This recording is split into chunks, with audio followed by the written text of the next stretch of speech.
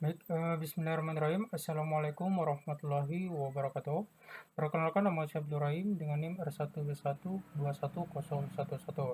Jadi di sini saya akan mempresentasikan terkait dengan slide PPT yang telah saya buat, di mana sumber atau bahan materi yang saya terapkan di PPT ini merupakan bahan ajar dari modul hidrologi dasar yang telah diberikan saat pertama kali masuk perkuliahan mata kuliah hidrologi dasar. Oke, karena di sini saya akan membahas terkait dengan bab 4 yaitu evapotranspirasi. Jadi di sini saya akan menjelaskan beberapa poin, mulai dari apa itu evapotranspirasi, evaporasi, transpirasi, evapotranspirasi tanaman, dan evapotranspirasi acuan. Oke, membahas terkait dengan evapotranspirasi, pasti kita tahu bahwa evapotranspirasi itu merupakan gabungan dari transpirasi dan evaporasi. Bisa kita lihat penjelasan berikut. Eh, Membahas terkait dengan evapotranspirasi, di sini seperti saya katakan tadi bahwa evapotranspirasi itu gabungan dari dua proses, yakni evaporasi dan transpirasi, di mana evaporasi adalah proses penguapan atau hilangnya air dari tanah dan badan-badan air, sedangkan transpirasi adalah proses keluarnya air dari tanaman akibat proses respirasi dan fotosintesis. Oke, apa sih yang terjadi ketika terjadinya evapotranspirasi tersebut? Jadi, proses hilangnya air akibat evapotranspirasi merupakan salah satu komponen penting dalam hidrologi, karena proses tersebut dapat mengurangi simpanan air dalam badan-badan air, tanah, dan tanaman. Untuk kepentingan sumber daya air, data ini untuk menghitung kesetimbangan air dan lebih khusus untuk keperluan penentuan kebutuhan air bagi tanaman dalam periode pertumbuhan atau periode produksi. Oleh karena itu, data evaporasi sangat dibutuhkan untuk tujuan irigasi atau pemberian air, bisa juga seperti perencanaan irigasi atau untuk konservasi air. Nah, faktor terjadinya evapotranspirasi ini ada 4. Yang pertama yaitu radiasi surya, seperti contohnya pada komponen sumber energi dalam memanaskan badan-badan air, tanah, dan tanaman. Radiasi potensial sangat ditentukan oleh posisi geografis lokasi. Faktor yang kedua yaitu kecepatan angin.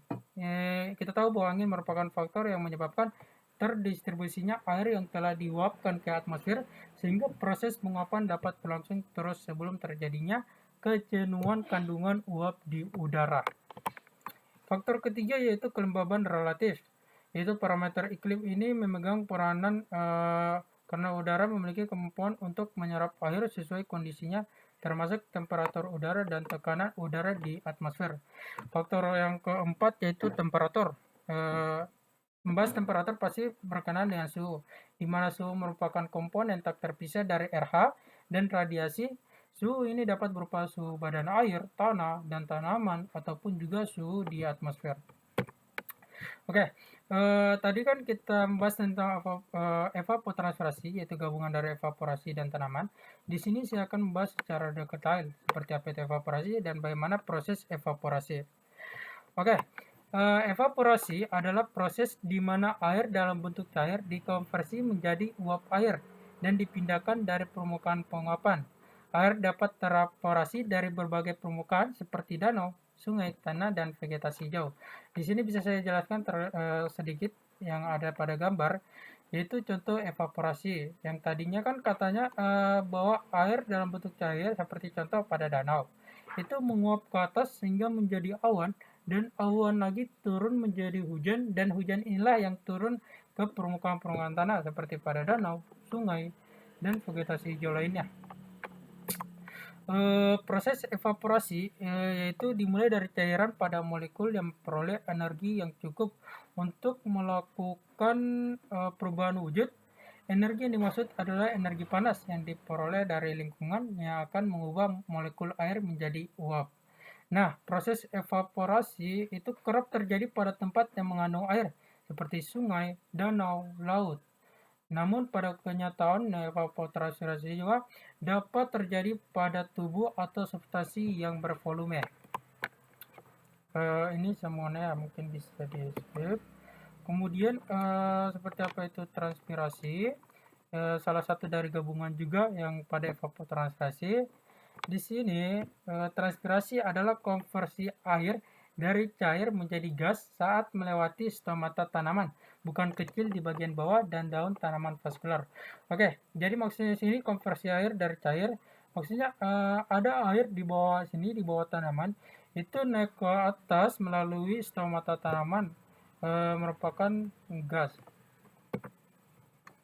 Nah, proses transpirasi yaitu meliputi penguapan air yang terkandung pada jaringan tanaman dan pemindahan uap ke atmosfer.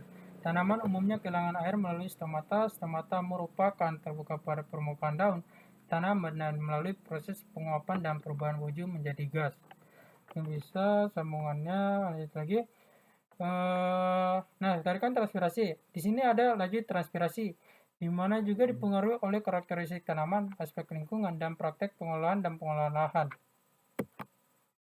Yang keempat, ada pengertian evapotranspirasi tanaman. Ada faktor-faktor yang mempengaruhi evaporasi, faktor-faktor yang mempengaruhi transpirasi. Oke, pengertian evapotranspirasi tanaman ini sebenarnya sama saja dengan apa itu evapotranspirasi, yaitu gabungan dari evaporasi dan transpirasi. Hanya menonjolkan pada tanaman ini yang dimaksud, yaitu kebutuhan air dapat diketahui berdasarkan kebutuhan air dari suatu tanaman. Apabila kebutuhan air suatu tanaman diketahui, kebutuhan air yang lebih besar dapat dihitung. Nah, faktor yang mempengaruhi evaporasi ini ada 6. Yang pertama ada suhu air, suhu udara, kelembaban, kecepatan angin, tekanan udara, sinar matahari. Nah, seperti keterangan di bawah ini bahwa ketika ingin melakukan pengukuran evaporasi, itu sangat penting memperhatikan keenam faktor-faktor tersebut. Begitu juga dengan faktor yang mempengaruhi pada transpirasi. Ketika ingin mengukur transpirasi, itu kita juga perlu memahami terkait dengan kelima ini: suhu, kecepatan angin, kelembaban tanah, sinar matahari, dan gradien tekanan uap. Yang terakhir yaitu pengertian evapotranspirasi acuan. Dan bagaimana metode menghitung evapotranspirasi acuan? Oke, evapotranspirasi acuan atau disimbolkan dengan ETO adalah nilai evapotranspirasi tanaman rumput-rumputan yang terhampar menutupi tanaman dengan ketinggian 8-15 cm, tumbuhan secara aktif dengan cukup air. Oke, bisa kita lihat yang menghasilkan ETO ini atau evapotranspirasi acuan ini, yaitu gabungan dari permukaan acuan dan iklim.